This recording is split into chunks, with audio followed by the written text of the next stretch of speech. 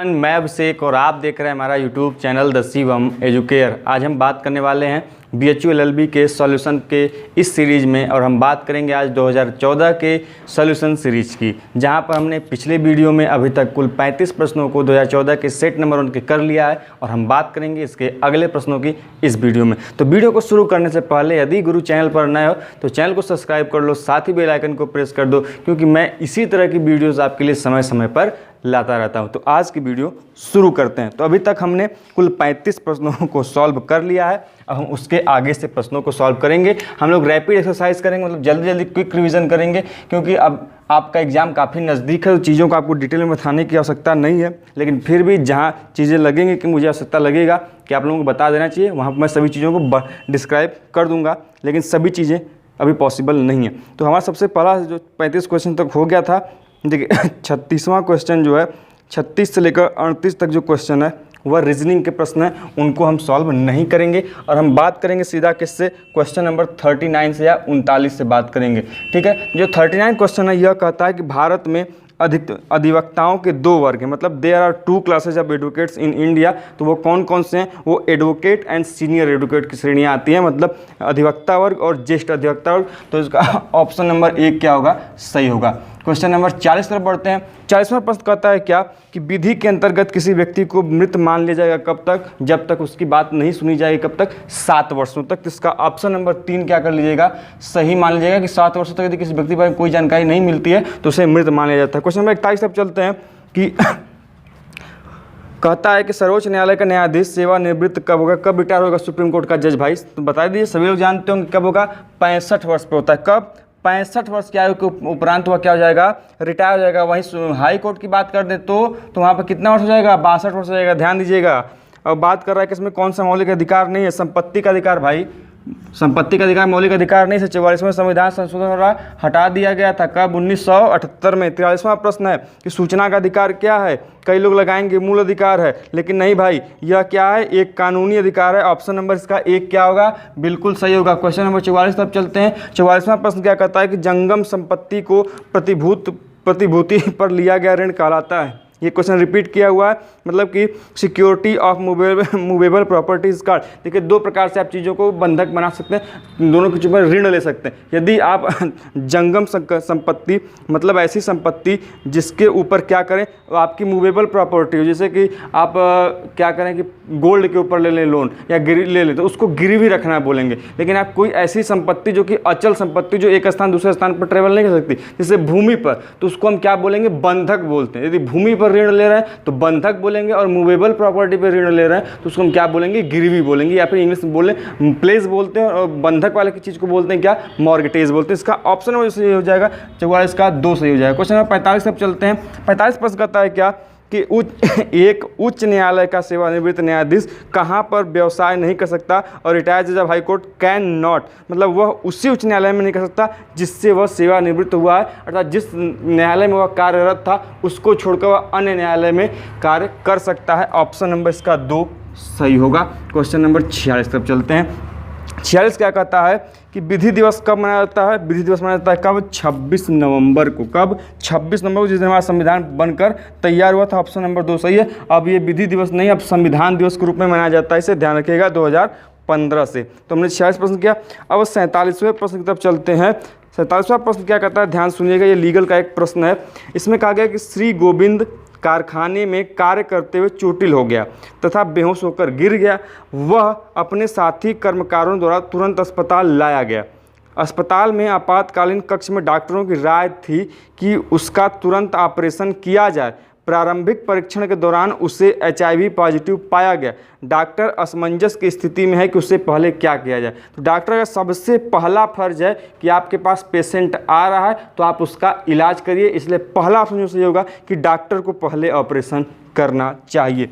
इसका option number 1, क्योंकि जान की उसकी कीमत है, उसके बाद ही कोई चीज़ अन्य सूचित करना, किसी को कुछ अन्य चीज़ें करना, ये बाद में सेकेंडरी टर्म है। प्राइमरी उसका कर्तव्य क्या है, ड्यूटी क्या है कि वह उसका क्या करे, इलाज करें। अगला हमारा प्रश्न क्वेश्चन नंबर 48 कि निम्नलिखित में से किस मामले में संविधान संशोधन संसद में साधारण बहुमत से पारित हो सकता है। तो सभी लोग जानते हैं जो राज्यों के नामों में सीमाओं में जो परिवर्तन होता है वह साधारण बहुमत से होता है, वह संविधान संशोधन नहीं माना जाता। जो यदि आप पढ़े होंगे आर्टिकल 4, वह आर्टिकल 4 खुद ही कहता है कि राज्यों के नामों में सीमाओं में परिवर्तन या नए राज्यों की स्थापना से जो नए राज्य बनते हैं उनको अकॉर्डिंग टू 368 संविधान संशोधन नहीं माना जाएगा, यह एक साधारण प्रक्रिया मानी जाएगी। इसका ऑप्शन नंबर 2 क्या होगा, बिल्कुल सही होगा। क्वेश्चन नंबर 49 की तरफ बढ़ते हैं। 49 कहता है कि तंगम लिखा है, इस जंगम होना चाहिए। जंगम वस्तुओं से क्या तात्पर्य है, मतलब चैटल का मतलब, तो चैटल का मतलब होता है immovable property, sorry movable property से मतलब होता है मतलब चल संपत्ति से। ऑप्शन नंबर 3 इसका सही होगा। ध्यान रखिएगा ये प्रश्न कई बार पूछा है कि जंगम वस्तु से क्या तात्पर्य है। देखिए 2 प्रकार की वस्तुएं हो सकती हैं, ध्यान दीजिएगा। एक या तो हो सकती है कौन, जंगम, दूसरा क्या हो सकता है, स्थावर। जंगम का मतलब होता है क्या, जो एक स्थान से दूसरे स्थान पर ले जाई जा सके। स्थावर मतलब समझिए कि स्थिर, स्थिर मतलब रुका हुआ था जो एक ही स्थान पर, उससे हमने एग्जाम्पल में स्थावर का हो गया भूमि, और जंगम में कोई वस्तु जैसे कि मोबाइल हो गया, गोल्ड लोन हो गया, फोन हो गया, कुछ भी जो एक स्थान दूसरे स्थान पर है वह जंगम वस्तु जो एक ही स्थान पर है उसको क्या बोलेंगे, स्थावर। तो इसका ऑप्शन नंबर 3 क्या होगा, 49 का सही होगा। 50 प्रश्न तब चलते हैं कि उच्च न्यायालय का अवर न्यायाधीश है, तो उच्च न्यायालय का अवर न्यायाधीश है कौन, मुख्य न्यायाधीश के अतिरिक्त न्यायाधीश को हम क्या बोलते हैं, उच्च न्यायालय का अवर न्यायाधीश बोलते हैं। ऑप्शन नंबर 1 इसका क्या होगा, सही होगा। क्वेश्चन नंबर 51 की तरफ बढ़ते हैं। 51 प्रश्न क्या कहता है, 51 कहता है कि रेशियो डिसीडेंसी मीन्स मतलब विनिश्चय आचार का क्या मतलब है। तो विनिश्चय आचार का मतलब होता है क्या, ऑप्शन दिया है कि अ जुडिशियल डिसीजन, दूसरा दिया है कि part of judgment which process authority मतलब निर्णय का वह भाग जो अधिकार का ग्रहण करता है। रेशियो डिसीजन मतलब एक न्यायिक निर्णय। ऑप्शन नंबर 1 इसका अ जुडिशियल डिसीजन सही होगा। ऑप्शन नंबर 1 इसका सही होगा। क्वेश्चन नंबर 52 की तरफ चलते हैं। क्वेश्चन नंबर 52 क्या कहता है कि इंट्रा वायरस में, देखिए हमारे लीगल टर्म्स मैंने बताया था कि वायरस में 2 प्रकार की वायरस की चर्चा हमने की थी।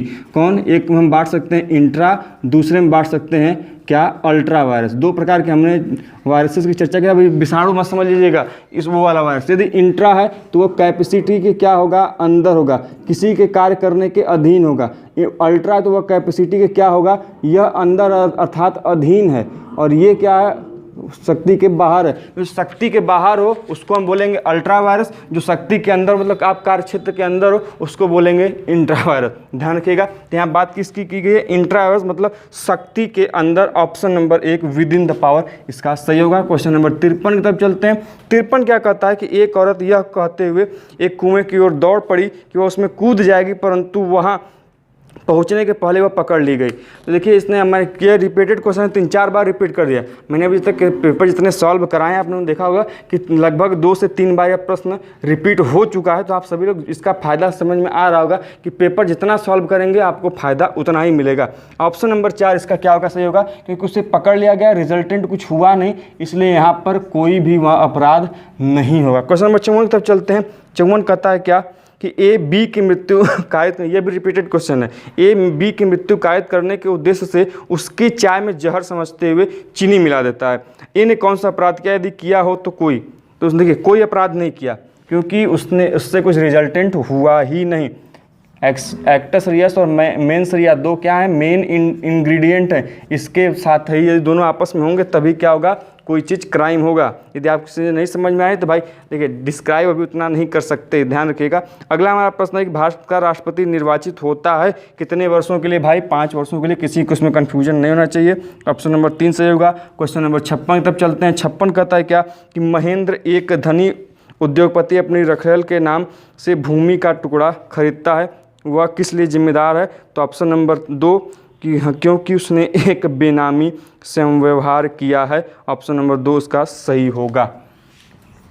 क्वेश्चन नंबर 57 की तरफ चलते हैं। क्वेश्चन नंबर 57 क्या कहता है, ध्यान दीजिएगा। 57 कहता है कि अजय एवं अनिल एक ही कॉलोनी में पड़ोसी थे।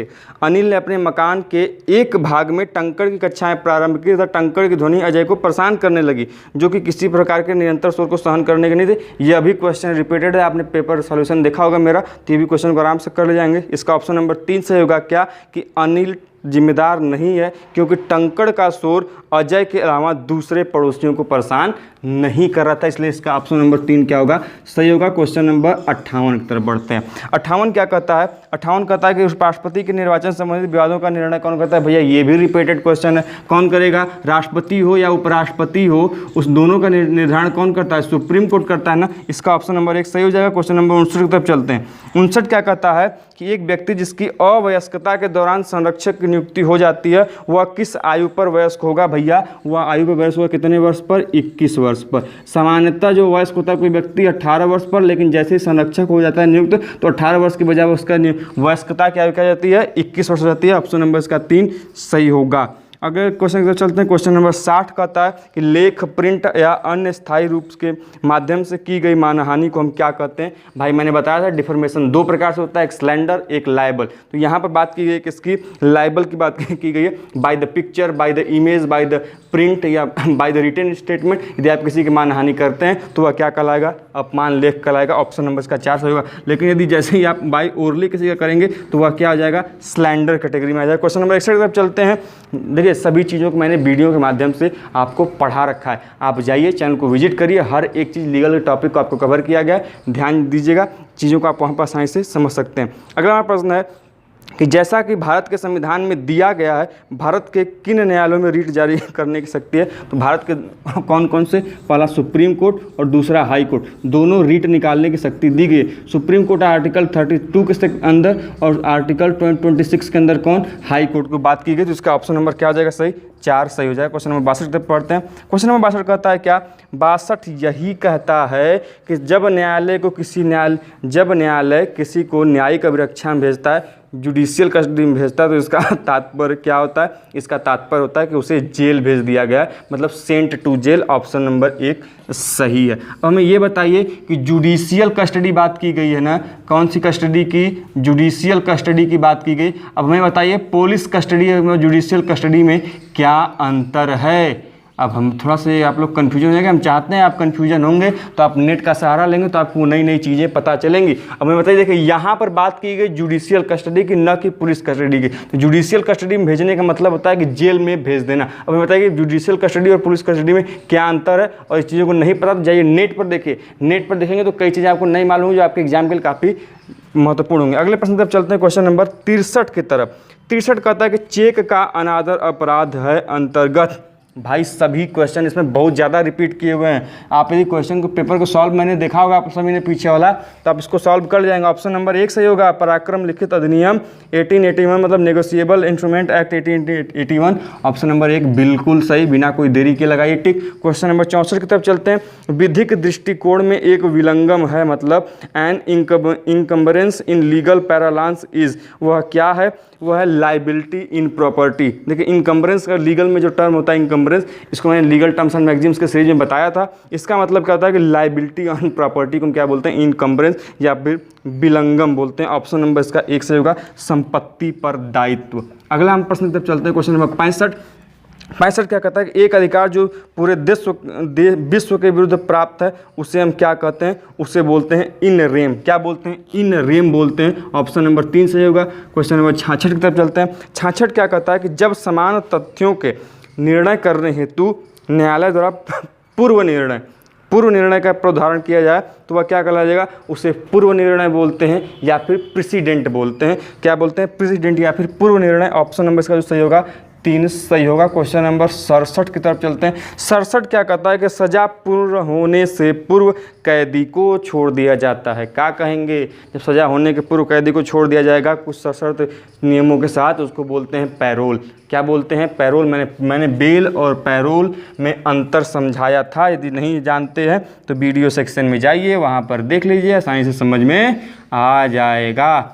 यदि महामना का पार्ट बनना है तो थोड़ा मेहनत करना पड़ेगा।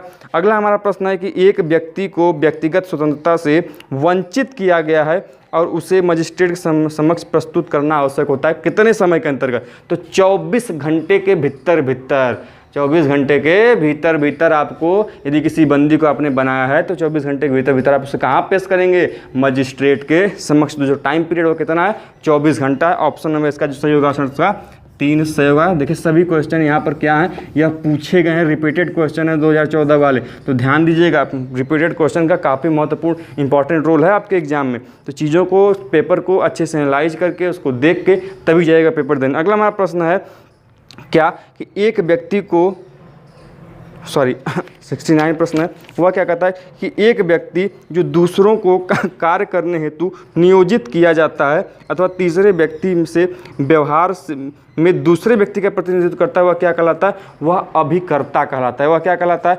अभिकर्ता, या फिर उसको बोलते हैं हम एजेंट बोलते हैं, जो दूसरे के काम को क्या करता है, उसके काम को अपना समझ कर करता है, जैसे कि एज ए एजेंट। प्रिंसिपल होगा और इस प्रिंसिपल को कार्य करने के लिए जो जिस व्यक्ति की नियुक्ति की जाएगी वह क्या कहलाएगा, वह कहलाएगा एजेंट। इसी की बात की जा रही है। ऑप्शन नंबर 3 सही होगा। और इस वीडियो का आज का लास्ट क्वेश्चन क्या 70वां यहीं तक करते हैं, क्योंकि प्रश्न यहीं पे, इसके बाद रीजनिंग के प्रश्न, अगले वीडियो में हम इसके अगले प्रश्नों को करेंगे। तो आपको वीडियो कैसा लगा हमें कमेंट बॉक्स में जरूर बताइए। आपके लिए इतनी मेहनत की जा रही है, वीडियो को अधिक से अधिक दोस्तों के साथ शेयर कीजिए। मिलते हैं ऐसे इंटरेस्टिंग वीडियो के साथ नेक्स्ट वीडियो में, तब तक के लिए जय हिंद, जय भारत।